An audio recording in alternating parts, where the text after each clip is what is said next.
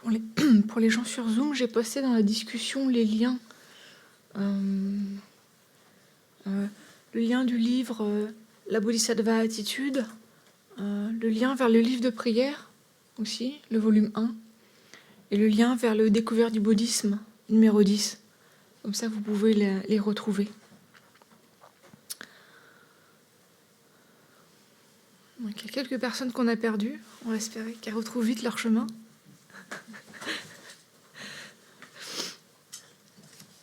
Donc la paramita suivante, c'est l'effort joyeux. Ouais, on traduit aussi par persévérance. Persévérance, effort joyeux. C'est la même chose.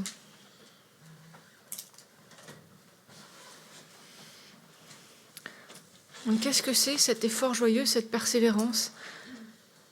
C'est le fait de prendre plaisir à la pratique de la vertu. C'est trouver du plaisir dans nos activités vertueuses, positives. Et ça, c'est le moteur qui nous permet d'avancer. C'est le souffle, dans le sens de prana, d'énergie, qui rend possible le mouvement, la progression sur le chemin. Donc la progression sur le chemin, elle n'est pas rendue possible en s'auto-flagellant. C'est grâce à la joie qu'on peut progresser sur le chemin. Ça, c'est un aspect vraiment important de se rappeler.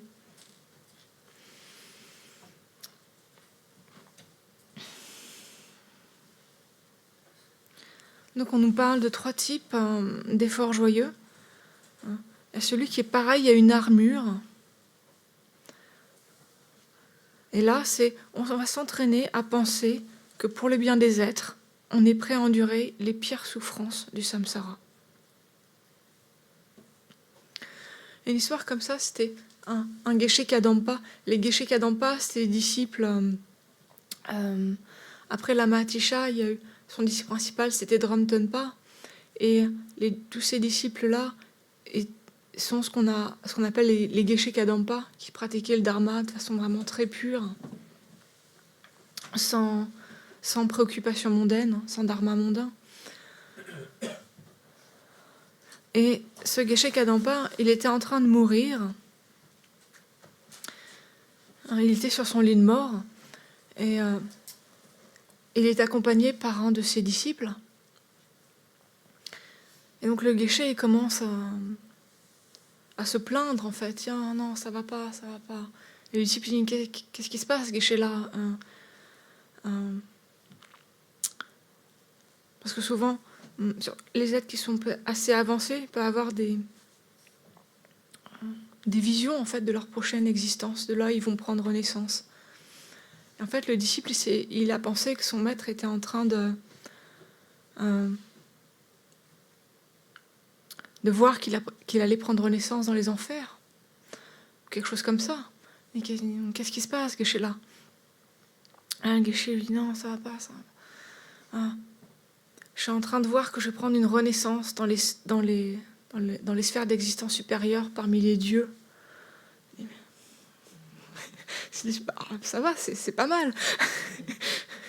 Et le Geshe lui dit, non, mais ça va pas. Moi, j'ai fait des prières d'aspiration pour prendre naissance dans les enfers, pour pouvoir être bénéfique aux êtres. Et là, je vois qu'en fait, je vais avoir une renaissance dans des sphères divines. Donc imaginez la force mentale de ce Geshe, quoi. Il fait des prières pour renaître dans les enfers, et il se rend compte que ses prières n'ont pas été exaucées, et c'est ce qui le perturbe.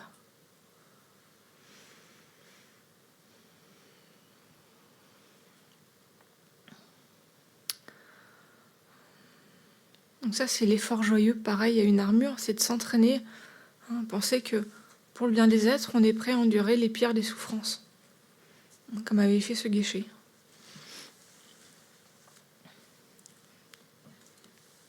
C'était une renaissance dans une terre pure, je pense qu'il était en train de percevoir. C'était pas dans dans les sphères supérieures du samsara, c'était carrément dans une terre pure. Okay. Mais ça, c'est la plupart des pratiquants, ils souhaitent renaître dans une terre pure. Donc c'est ce qu'on voudrait en fait, c'est avoir une renaissance dans une terre pure, surtout pas dans les enfers. Et là, grâce à la force de sa familiarisation avec le fait de souhaiter être bénéfique aux êtres et donc de pouvoir aller dans les enfers pour leur être bénéfique, pour apporter le dharma aux êtres des enfers. Et il ne pouvait pas supporter le fait de la perspective de prendre naissance dans une terre pure. C'est fou quand même, on est un tel état d'esprit, une telle force mentale, quoi.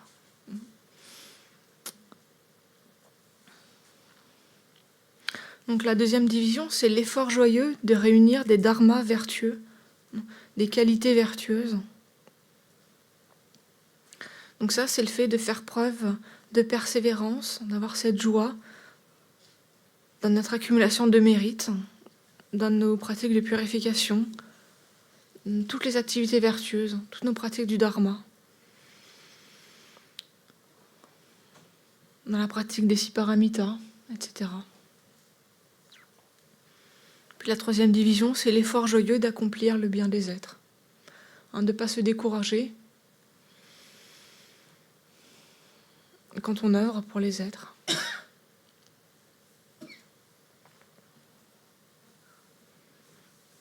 Vous inquiétez pas si vous ne retenez pas tout ça. Vous retrouvez toutes les divisions dans l'Amrim. Notez ce qui vous parle le plus et vous inquiétez pas trop. Enfin, quand même, demain, je dois vous envoyer un questionnaire, il paraît. Peut-être que vous inquiétez quand même un petit peu. Je plaisante. Non, mais je ne vais pas vous poser des questions sur les sous-divisions des parties. Non, peut-être pas. Peut-être une question, peut-être quand même pour être un peu fun. Mais... Non, vous inquiétez pas.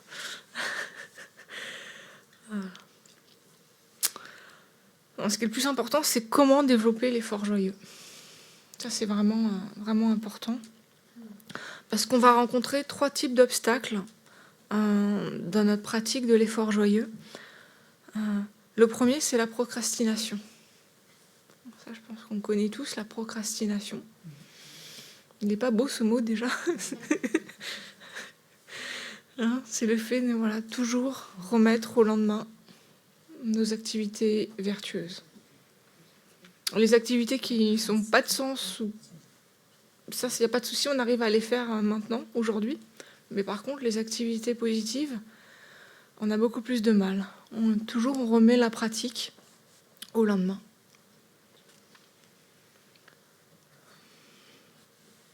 C'est le premier obstacle. Le deuxième, c'est l'attachement aux activités mondaines. Je veux que ça vous parle. Okay. Et le troisième, c'est la paresse due au découragement et au mépris de soi. Un sentiment qu'on n'est pas capable, qu'on ne peut pas.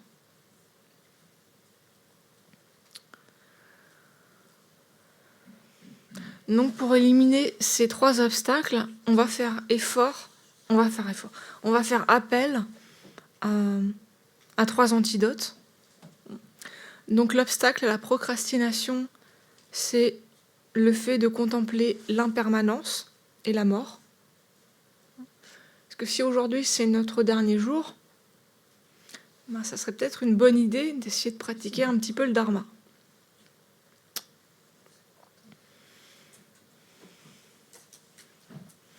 On va contempler aussi, pour lutter contre la procrastination, les souffrances des sphères d'existence infortunées. Et puis les difficultés à obtenir à nouveau une précieuse renaissance humaine à l'avenir. Donc il y a ces 3 contemplations-là pour nous aider à lutter contre la procrastination.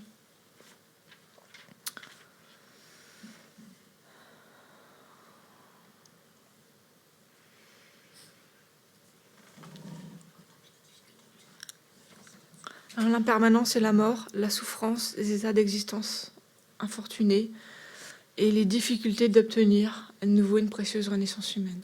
Parce que c'est sûr, si on a conscience de l'impermanence, la mort, mais qu'on se dit non, mais c'est bon, je veux très probablement obtenir une nouvelle vie humaine, donc pouvoir pratiquer dans ma prochaine vie, on retarde notre pratique du dharma. On se rend compte qu'il n'y a aucune garantie. Actuellement, on a ces circonstances positives, favorables, et il n'y a aucune garantie qu'on les rencontre à nouveau. Si nous envisager les états d'existence infortunée, ça c'est la présentation traditionnelle, si ça ne nous parle pas, on peut déjà voir, rien que dans les vies humaines, voir les conditions de vie actuellement sur cette planète. Si on avait une autre forme de vie, même humaine, demain, il y a quand même très peu de chances qu'elle soit aussi fortunée que notre vie actuelle, que nos conditions de vie actuelles.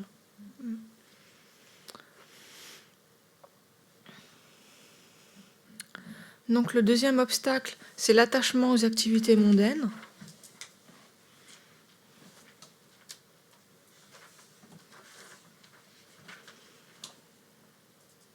Et là, l'antidote, c'est de contempler les bienfaits obtenus par la pratique des enseignements.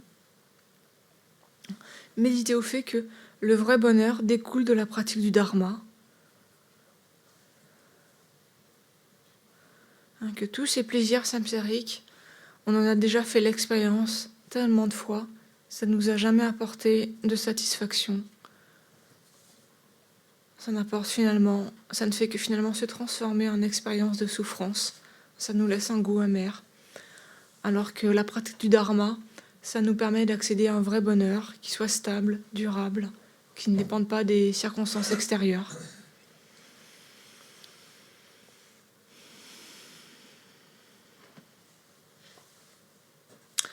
Et le troisième obstacle, donc, c'est le découragement, la paresse du découragement, du mépris de soi, le sentiment de penser qu'on n'est pas capable de le faire. Et ça, l'antidote, c'est de contempler la nature de Bouddha, notre propre nature de Bouddha, notre propre potentiel.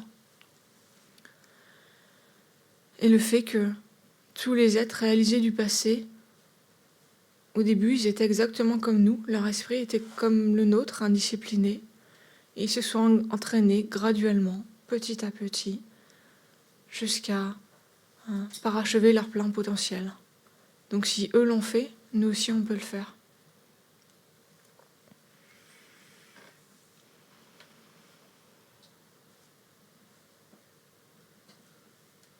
Et Shantideva nous dit « Comme un flocon de coton obéit aux allées et venues du vent, entraîné par la joie, j'accomplirai tous mes desseins. »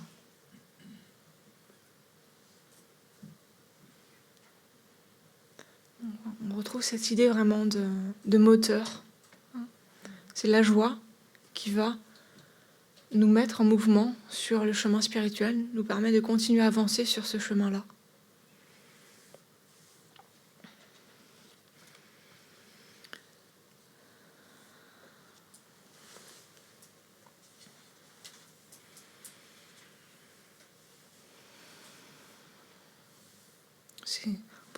C'est l'enthousiasme. On peut aussi traduire ça par enthousiasme.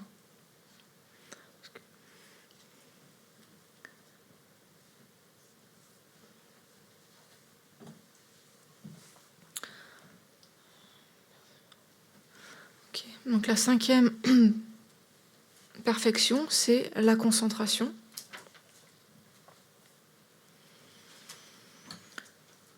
Donc la pratique de Shiné, du calme mental, shamatha. Parce qu'en réalité, ça va être très difficile de réussir à devenir un bodhisattva, c'est-à-dire de générer une bodhicitta qui soit spontanée, si on n'a pas un certain degré de concentration. Parce que ce qui se passe pour le moment, c'est qu'on arrive par moments à faire naître une bodhicitta par l'effort, en passant par la méditation analytique. Mais comme on n'a pas beaucoup de concentration, on n'arrive pas à maintenir cet état d'esprit pendant très longtemps. On va le perdre assez rapidement. Donc pour pouvoir lui donner de la force, on a besoin d'un certain degré de concentration, de stabilité mentale.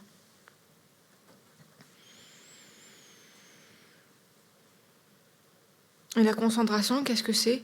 C'est un esprit vertueux qui est placé sans distraction sur son objet.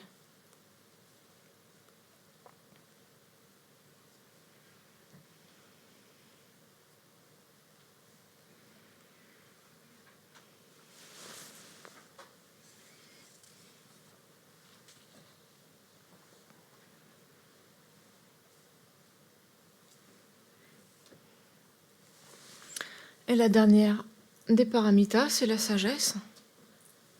Donc la sagesse, c'est pareil, vous allez avoir tout un module de découverte du bouddhisme sur la sagesse.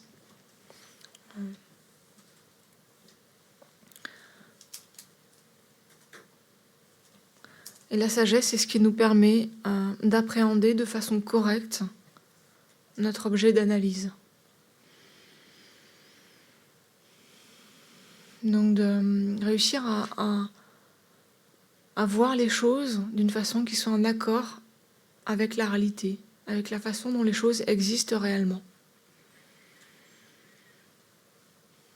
Pour le moment, la façon dont on s'appréhende soi-même, autrui, les phénomènes, c'est une façon qui n'est pas en accord avec la réalité, parce qu'on se saisit comme étant permanent, comme étant unitaire et comme étant indépendant. Alors qu'en réalité, on est dans un mode de fonctionnement, d'existence qui est complètement interdépendant. On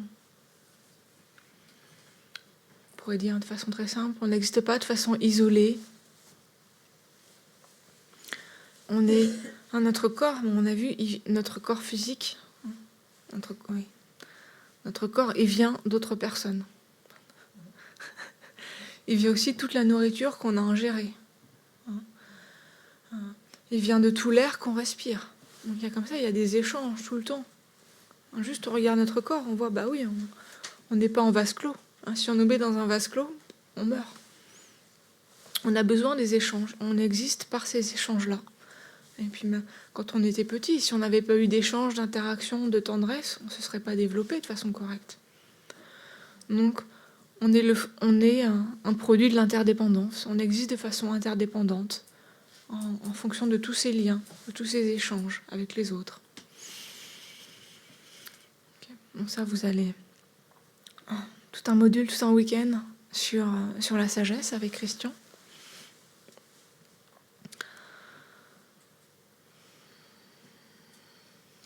Donc ça, c'est les 6 perfections, les 6 paramitas.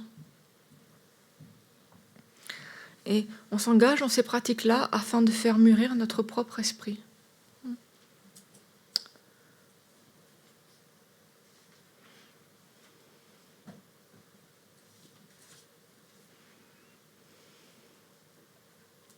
Et après, donc, la façon traditionnelle de présenter ces enseignements, c'est de nous parler des 4 façons de rassembler des disciples afin de faire mûrir leur esprit, afin de faire mûrir l'esprit d'autrui. Donc ça peut nous sembler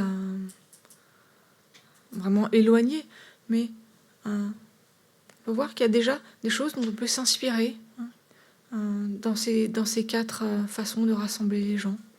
Le premier, c'est de donner des biens matériels. Le deuxième, c'est de parler de manière agréable.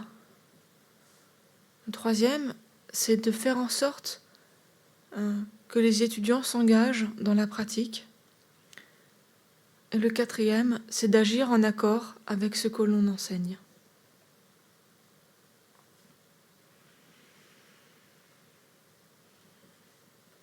Donc ça, en fait, on voit ces 4 façons, 4 moyens habiles.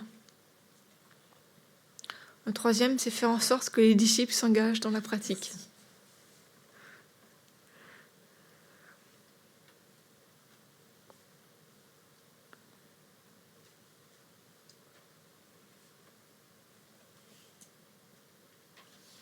D'avoir un comportement qui soit approprié, qui soit habile pour créer des relations harmonieuses avec les personnes. Et sur cette base-là, on va pouvoir partager le dharma avec les personnes dont l'esprit est mûr.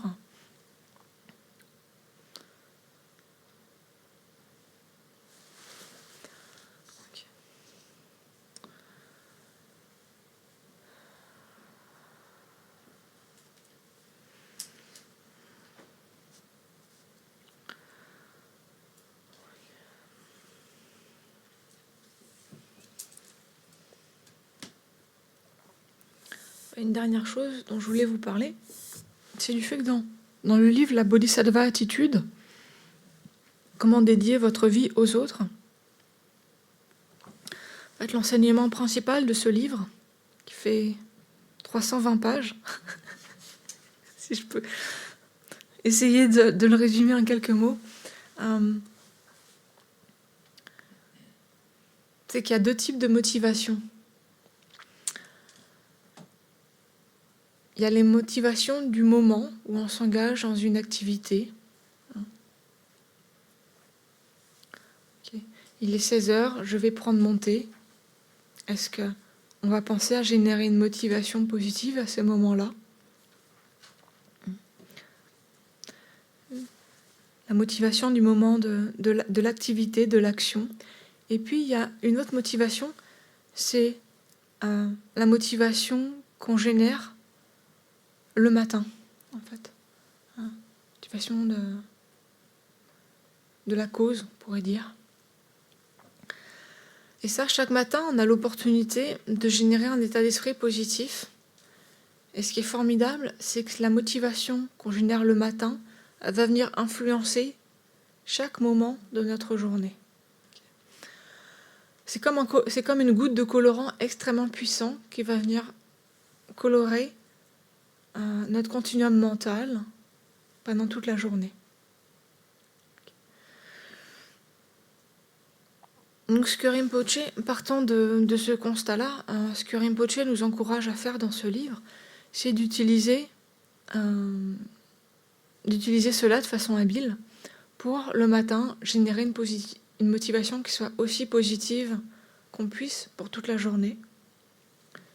Là, on peut penser bien sûr pour toute notre vie, mais vraiment le plus efficace, c'est d'essayer de la réactiver, cette motivation, chaque matin. Donc bien sûr, la motivation que Rinpoche nous encourage à générer, c'est la motivation de bodhicitta.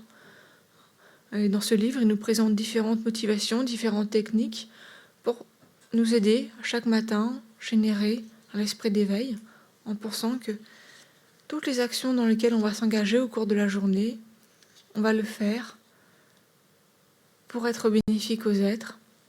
Et comment être bénéfique aux êtres? C'est en devenant nous-mêmes Bouddha, donc en générant cette motivation de bodhicitta chaque matin, dès qu'on se réveille. Et comme ça, chaque activité dans laquelle on s'engage va être teintée par cette motivation de bodhicitta. Et si c'est teinté, si c'est coloré par bodhicitta, alors ça va devenir une cause de l'éveil. Donc c'est valable, bien sûr, pour toutes les pratiques du dharma, les pratiques qu'on fait sur le coussin, mais aussi toutes les activités ordinaires, le fait de boire le thé, de manger, de se déplacer, de travailler. Toutes ces activités vont être colorées par bodhicitta. Donc ça, si on peut faire ça le matin, c'est vraiment extraordinaire. Rinpoche aussi dit que, par exemple, si on a 1 heure à consacrer à la pratique sur le coussin. Et il nous dit, en fait, il vaut mieux passer 55 minutes à développer notre motivation, transformer notre esprit en bodhicitta, et après 5 minutes sur la méditation qu'on voulait faire, que passer 1 heure à faire cette pratique-là, une pratique spécifique, si on n'a pas la motivation de bodhicitta. Okay. Parce que si on a réussi à avoir la motivation de bodhicitta, alors juste les quelques minutes de pratique vont être extrêmement positifs et elles vont avoir pour résultat notre éveil. Elles vont être cause de notre éveil.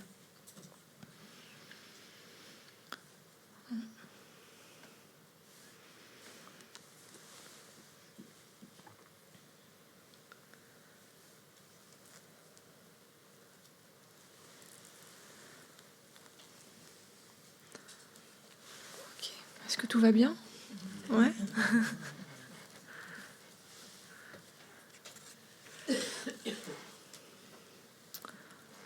Ok.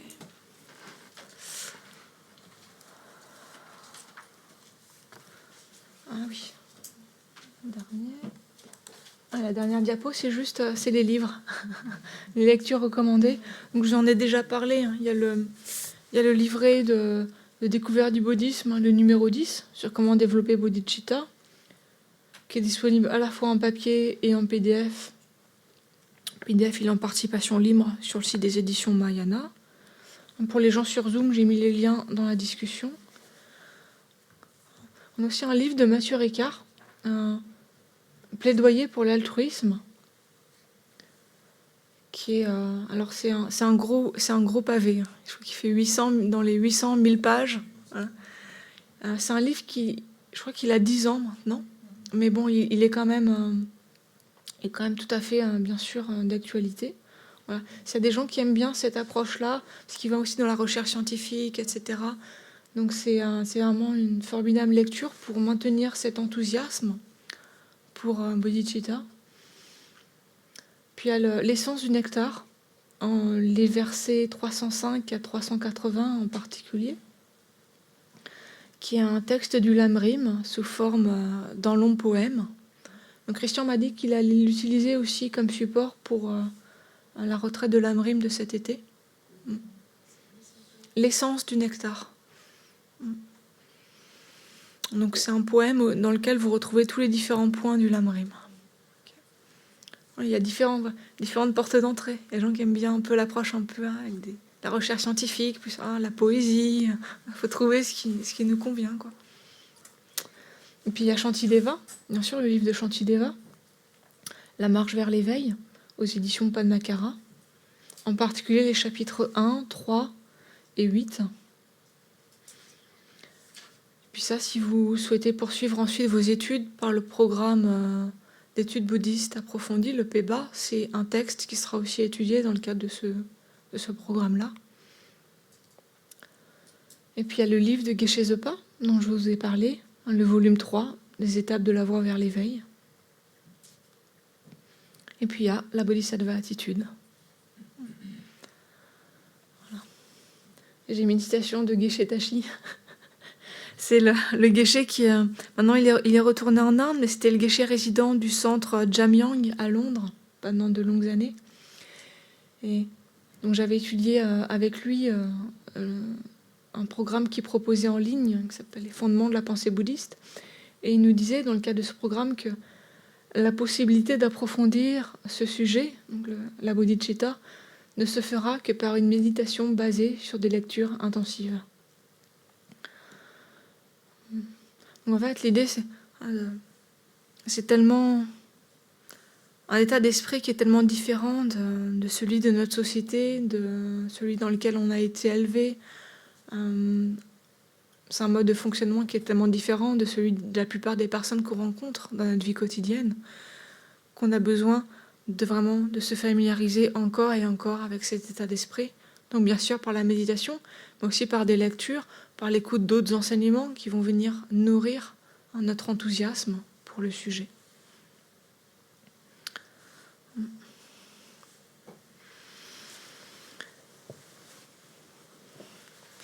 Okay. Donc pour que toute cette formidable énergie positive ne soit pas perdue, je vous propose de faire donc les prières de dédicace. On peut aller à la page 246 dans le livre de prières pour faire la prière qui se trouve dans le Bodhicharyavatara de Shantideva. C'est une des prières que Sa Sainteté, le Dalai Lama, apprécie tout particulièrement. Okay. Donc si jamais vous êtes sur Zoom, vous n'avez pas le texte, ne vous inquiétez pas. Ce qui est important, c'est de vous joindre à nous par l'esprit. Ne vous inquiétez pas des mots si vous n'avez pas le livre de prière. 246, page 246. Dans toutes les directions, puissent tous les êtres, en proie aux souffrances du corps et de l'esprit, obtenir un océan de joie et de bonheur par les mérites que j'ai ainsi créés. qu'aucune créature vivante ne souffre, ne commette le mal, ni ne tombe malade, que personne ne vive dans la peur ou l'humiliation, l'esprit accablé par la dépression, que les aveugles voient les formes, que les sourds entendent les sons, que ceux dont le corps est usé par le labeur trouvent le repos et recouvrent leur force, que ceux qui sont nus trouvent de quoi se vêtir, et ceux qui ont faim de quoi se nourrir, que ceux qui ont soif trouvent de l'eau et de délicieuses boissons, que les pauvres deviennent riches, que les êtres affaiblis par le chagrin retrouvent la joie, que les désespérés trouvent l'espoir, le bonheur durable et la prospérité. Puisse la pluie tomber au moment opportun et les récoltes être abondantes, que tous les remèdes soient efficaces et que les prières bienveillantes portent leurs fruits, que tous ceux qui sont malades recouvrent rapidement la santé, que toutes les maladies de ce monde disparaissent à jamais, que les craintifs n'aient plus peur, que les opprimés se libèrent de leurs chaînes, que les faibles deviennent forts et que tous pensent à s'aider les uns les autres. Tant que durera l'espace, tant qu'il y aura des êtres, puissé-je moi aussi demeurer pour éliminer la souffrance du monde. Et puis on pense que puisse ce précieux joyau qui est la pensée de Bodhicitta naître là où il n'est pas encore né, puisse-t-il s'accroître là où il est déjà né, sans jamais décliner.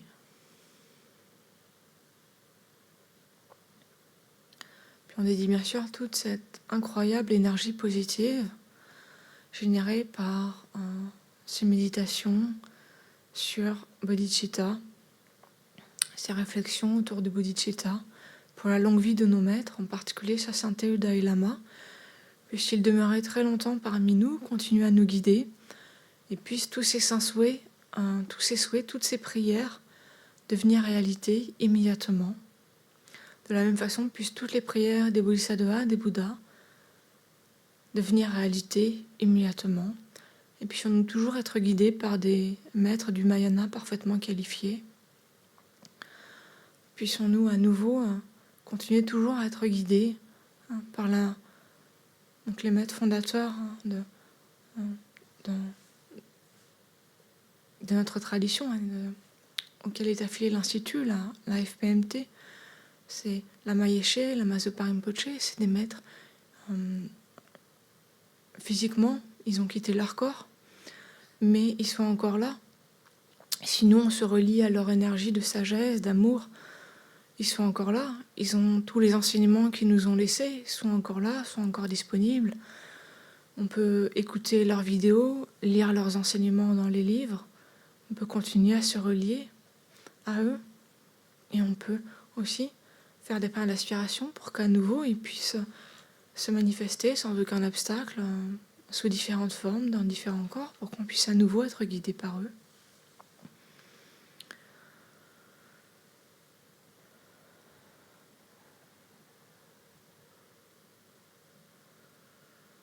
Bien sûr, on dédie aussi cette énergie positive pour que toutes les activités des centres bouddhistes, en particulier l'Institut Vajrayogini, le monastère Nalanda, le monastère Dorje Pamo, puissent-ils poursuivre leurs activités de façon harmonieuse pour être bénéfiques aux êtres.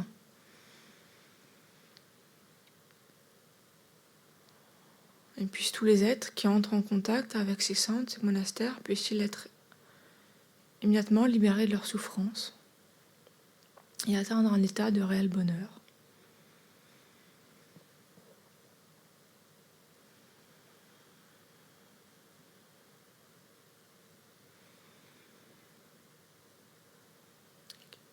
Merci à vous. Merci. Merci beaucoup. Merci. Merci beaucoup. Merci beaucoup. Merci. Merci beaucoup, Vénérable.